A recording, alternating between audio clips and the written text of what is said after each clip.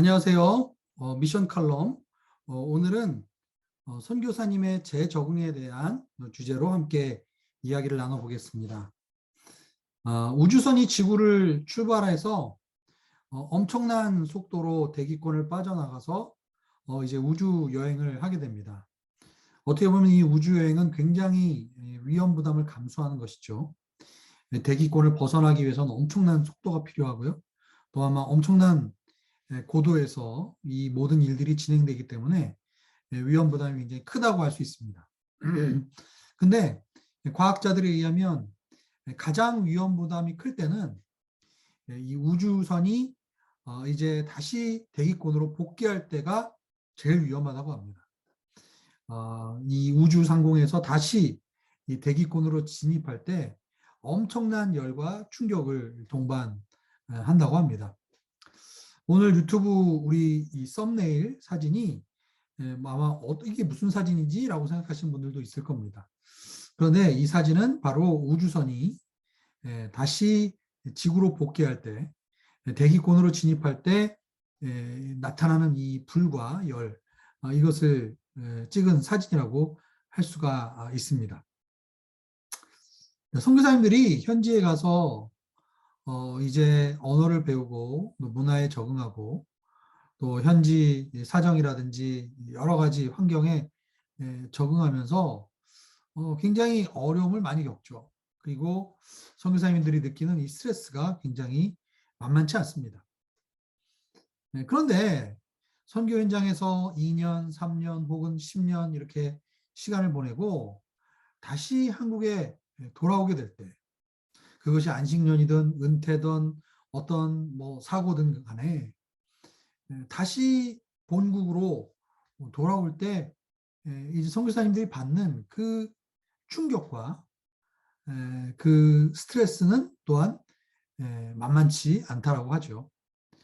그래서 이렇게 선교사님들이 본국에 다시 들어올 때 겪는 이 재적응 과정을 영어로는 리엔트리라고 표현하기도 하고, 이제 한국 말로는 본국 재적응 혹은 뭐 선교사님들이 겪는 역문화 충격의 문제, 이렇게 우리가 부릅니다. 자, 그러면 선교사님들이 다시 본국 재적응하는데 어떤 경우들이 있을까요? 아마도 제일 흔한 경우는 안식년 때문에 이제 한국에 들어오시는 경우가 아닐까라고 생각합니다. 어떤 분들은 선교사에게 왜 안식년이 왜 필요하지? 우리 한국에서 직장 생활하거나 아니면 한국에서 목회하시는 분들이 물론 뭐 안식월을 갖기도 하고 또 이렇게 휴가의 시간을 갖지만 선교사님들처럼 이렇게 길게 1년 가까이 안식년을 갖는 사람은 없다라고 생각하는 경우가 있습니다. 그런데 우리 한국에 있는 혹은 이제 대부분 선교를 하고 있는 국가들에서 장기 선교사님들의 경우에는 5에서 6년 정도 현장 사역을 하면 이제 본국으로 귀국해서 1년 정도 쉬면서 이제 안식년을 가지게 합니다.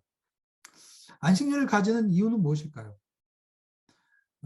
문화가 다르고 언어가 다르고 또 환경이 다른 타문화권 상황에서 사역을 하다 보면 아무래도 많은 정신적인 스트레스와 또 육체적인 건강이 해치는 경우들이 많이 있습니다. 그리고 많은 선교사님들이 이제 파송교회와 또 끈이 점점 멀어지기도 하고 또 재정 후원을 이제 헌신해 주셨던 후원자들이 다양한 이유로 후원이 이제 점점 줄어드는 그런 일들이 있게 되죠. 그래서 사도행전에 보면 바울도 1차, 2차, 3차 선교행을 하고 나서 꼭 안디옥으로 돌아와서 재충전의 시간을 갖고 또 모 교회와의 관계를 다시 정립하고 또 그 다음 사역지로 나가기 위한 준비를 하기 위해서 일정 시간을 가졌던 것을 우리는 기억하고 있습니다. 어떻게 보면 이러한 경우는 어떻게 선교사님들의 발전과 장기적인 사역을 가능하게 하는 그런 긍정적인 요소라고 할 수가 있는데, 사실은 선교사님들이 본국에 다시 돌아오시게 되는 이유는 꼭 그러한 긍정적인 요인만 있는 것은 아닙니다. 준비되지 못한 그런 상황 속에서 갑작스럽게 이제 본국으로 돌아오는 경우도 있습니다. 유일하게 부모님 중에 부양할 수 있는 가족이 현장에 있는 선교사님 한 분뿐인데 갑자기 부모님이 건강이 악화되거나 이제 어려워졌을 경우, 혹은 선교단체의 정책이나 방향의 변화 때문에 어쩔 수 없이 다시 돌아와야 되는 경우도 있습니다. 또한 현지에서의 정치적인 상황이나 경제적인 그런 여건 때문에 결국은 원래 예정했던 사역 그 기간을 채우지 못하고 갑작스럽게 본국으로 돌아오시는 경우도 있습니다.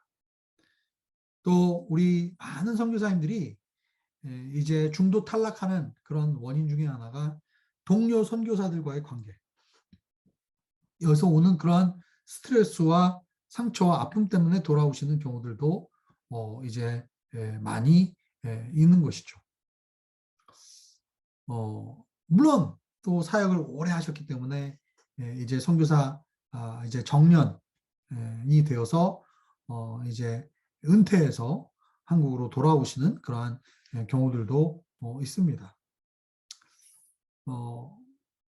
해외 생활을 오래 해보시지 못한 분들은 뭐 한국에 내가 살던 나라고 내가 원래 있던 그런 환경에 돌아오는 것이기 때문에 무슨 적응이 필요하겠느냐라고 아마 의문을 가지시는 분들도 있을 겁니다.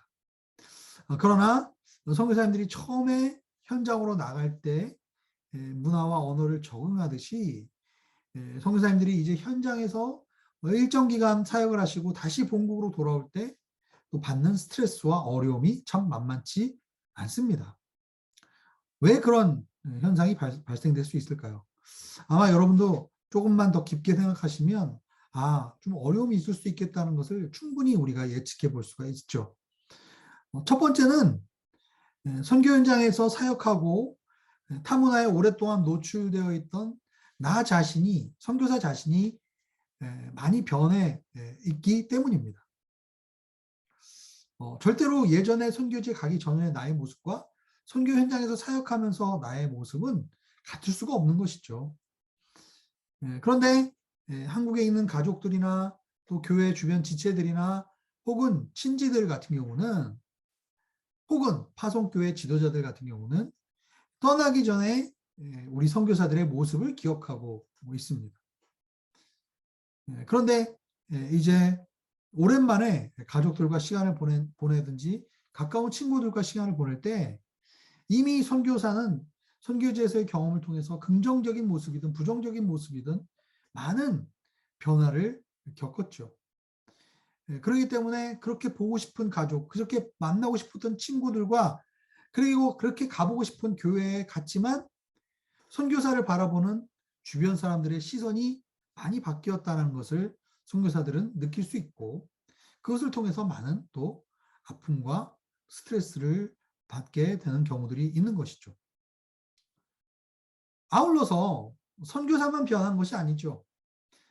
한국, 즉 본국의 상황이 많이 바뀌어 있는 것이죠. 특별히 한국 사회는 다른 이 세상의 어느 국가보다도 사회 변화의 폭이 굉장히 크죠. 빠른 시간 안에 굉장히 많은 것들이 변화가 됩니다. 그래서 오랜만에 한국에 2년 혹은 3년 만에 다시 돌아오시는 선교사님들은 한국에 바뀌어 있는 여러 가지 것들 때문에 어려운 그러한 그 감정을 갖게 되는 경우가 굉장히 많습니다. 저도 외국 생활을 굉장히 오래 했던 편인데 한 2년, 3년 동안 외국에 있다가 오랜만에 한국에 돌아오게 되면 그렇게 바뀌어 있는 것들이 많이 있습니다. 뭐 제가 제 우스갯소리로 제 예전의 이야기를 하자면, 제가 미국에서 이제 오랫동안 있다가 오랜만에 한국에 돌아왔는데 좀 바보 같은 생각이 들었어요. 미국에 있을 때는 바카스를 먹을 수가 없으니까 길거리를 오랜만에 한국에 돌아와서 길거리를 걷다 보니까 바카스를 한번 먹어보고 싶다 이렇게 생각이 든 거예요. 근데 이 바카스를 예전에 약국에서 팔았는데 이제 바카스를 어디서 팔까? 약국에서 여전히 팔까? 아니면 슈퍼에 가면 살 수 있을까? 아니면 뭐 마트에 가면 살 수 있을까? 이런 생각을 했던 거예요. 그래서 어느 날 약국에 들어가서 약사분한테 물었습니다. 여전히 바카스를 약국에서 파나요? 라고 물었죠. 그랬더니 그 약사 선생님이 저를 굉장히 이상한 눈빛으로 쳐다보았던 기억이 있습니다. 어떻게 보면 선교사님들이 다시 본국에 돌아와서 한국에 살고 계시는, 본국에 살고 있는 분들에게 질문을 합니다. 여전히 그거 하나요? 여전히 내가 거기 가면 그것을 살 수 있나요? 뭐 이런 질문들. 한국에 있는 분들이라면 전혀 그런 류의 질문을 하지 않을 그런 질문들을 선교사님들이 할 수가 있다는 거죠. 근데 한 번, 두 번 이상한 시각으로 쳐다보는 눈빛을 보면서 그런 질문조차도 던지기가 굉장히 부끄러워지고 어떻게 보면 스트레스가 많이 받는 그런 경우들이 있습니다. 선교사님들이 이렇게 본국에 와서 다시 재정하는 과정 속에서 결국은 여러 가지의 이러한 변화와 적응의 과정을 겪으면서 선교사님들 안에 가장 마음 안에 힘들게 하는 그런 감정적인 요인들은 어떤 것들이 있을까요? 많은 전문가들이 특별히 심리 상담하시는 분들이 이야기하는 역사별 반응이라는 그런 말이 있습니다. 사별을 역으로 당할 때 얻는 반응이다 이런 뜻이겠죠. 마치 친밀한 가족이나 친구를 이제 사별한 것 같은 그러한 감정이 든다라는 겁니다. 역사별 반응, 이 역사별 반응은 대부분 죄책감 혹은 슬픔과 같이 동반해서 찾아오기도 합니다. 많은 선교사님들이 한국을 떠날 때 이루고 싶었던 꿈, 또 이제 하고 싶었던 사역의 어떤 성취, 또 꿈꿨던 현지인들과의 어떤 그런 친밀한 만남, 그리고 선교지에 가면 만나게 될 하나님에 대한 그런 기대함, 또한 영적으로 성숙한 변화된 나의 모습에 대한 기대를 가지고 대부분 선교지의 선교사님들이 떠나게 되죠. 그런데 어느 날 선교 현장에서 참 많은 어려움과 힘든 그러한 과정들을 겪다가 어느 날 갑자기 의도치 않게 이제 본국으로 돌아오게 될 때 내가 가지고 있었던 이 모든 그러한 소망과 기대와 꿈들이 송두리째 무너지고 빼앗기는 그러한 경험을 하게 됩니다. 그러면서 많은 선교사님들이 지금까지 내가 뭘 해왔지? 내가 뭘 이뤘지? 과연 내가 사람들 앞에 나의 이러한 모습을 나타낼 수 있을까? 이런 생각을 해보기도 하죠. 작년에 저는 중동에서 7년 동안 아부다비 사역을 경험했습니다. 부끄러운 그런 7년의 시간들이라고 볼 수 있는데 어떻게 보면 주님의 은혜로 또 아부다비에서의 선교 사역과 목회 사역을 나름대로 충실하게 해왔다라고 여겨집니다. 그러나 한국에 오자마자 제가 느꼈던 감정은 굉장히 슬픈 감정이었어요.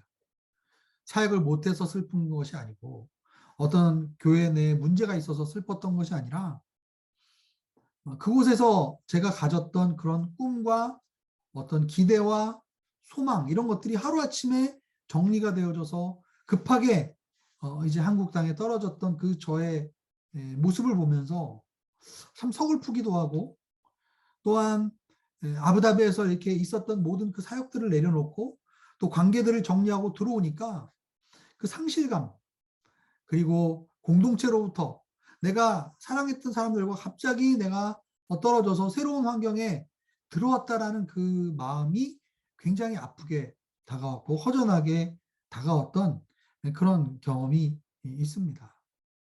아마 선교 현장에서 정말 최선을 다해서 정말 모든 것을 쏟아붓고 사역하다가 갑자기 한국에 돌아오게 되면 이런 마치 사별을 겪는 것 같은 그런 반응이 우리의 마음속에 생기게 될 겁니다.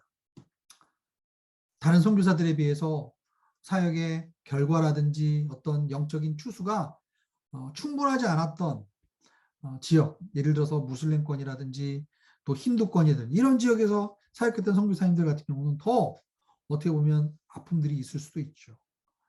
또한 예기치 않았던 사건, 사고를 통해서 트라우마나 상처가 생긴 선교사님들, 아니면 열심히 사역을 하고자 했지만 건강을 잃어버려서 결국은 사역지에서 버티다 어쩔 수 없이 돌아오게 되는 경우, 또 자녀가 우울증이나 아니면 배우자가 정신적인 그런 어려움을 겪으면서 어쩔 수 없이 사역을 접고 돌아올 수밖에 없는 그런 경험들을 통해서 선교사님들은 자책감, 후회감, 상실감, 이런 마음의 아픔들을 안고 돌아오시게 되는 경우들이 있습니다. 우리가 그러면 이러한 선교사님들이 본국에 재정을 할 때 우리는 어떤 도움을 줄 수 있을까요? 네, 많은 심리 상담가들, 또 많은 선교 전문가들은 어떻게 조언하냐면, 어느 정도 자기 스스로가 슬퍼하고 아파하고 눈물을 흘릴 수 있는 그런 시간을 허락해야 된다라고 얘기합니다.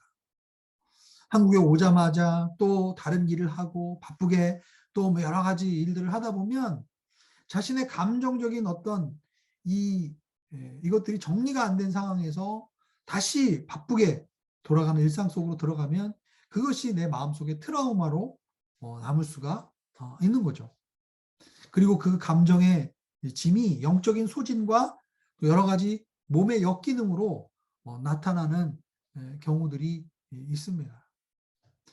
우리 마음에 심리적으로 충격을 받게 되면 사실은 옷장의 옷이 이렇게 개어져서 이제 그 옷장 서랍에 넣을 때 사실은 우리의 내면 속에 무의식 세계 중에 이것이 잘 정리가 되어서 더 이상 우리의 무의식의 세계를 괴롭히지 않게 되는데, 옷장에 옷이 막 구겨진 상태로 우리의 내면에 그 모든 기억들이 그냥 들어가 버리게 되면, 정리가 안 된 상황에서 되면 그 정리되지 않은 그 복잡한 그 심리 상태가 결국은 나중에 무의식적으로 비슷한 상황이 왔을 때 우리에게 어려움을 주는 경우들이 있습니다. 그렇기 때문에 결국은 그 옷장의 옷을 다 언패킹해서 다시 잘 정리해서 다시 리패킹하는 그러한 작업이 우리에게 필요하다고 할 수가 있습니다. 그렇기 때문에 충분히 시간을 갖고 또 대화를 하고 자신의 사역을 돌아볼 수 있는 그런 시간들이 선교사님들에게 꼭 필요하다라고 볼 수가 있습니다.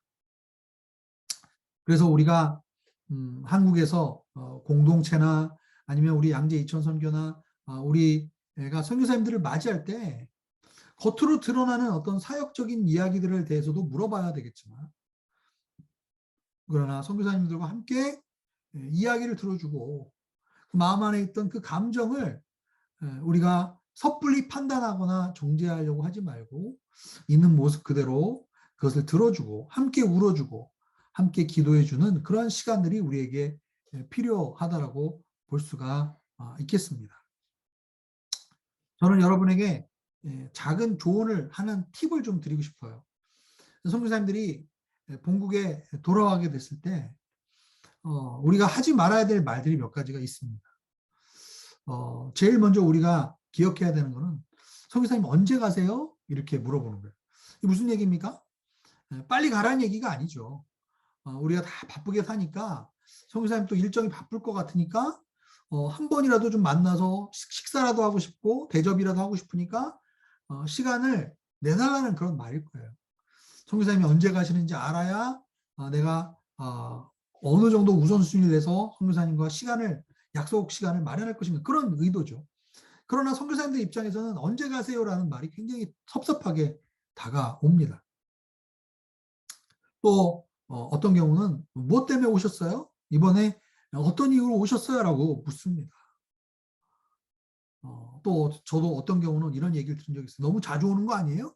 이렇게 또 묻는 그런 이야기, 지나가는 얘기로 제가 들었지만 그것이 굉장히 저에게는 좀 아픔으로 또 섭섭함으로 다가왔던 그런 기억들이 있습니다. 우리 MK들이 제일 싫어하는 말 중에 하나가 어떻게 보면 굿바이, 안녕이라는 말이라잖아요. 이 MK들이 계속 헤어지고 또 만나고 이것을 반복하다 보니까 이 작별 인사를 하는 걸 그렇게 싫어한다고 합니다.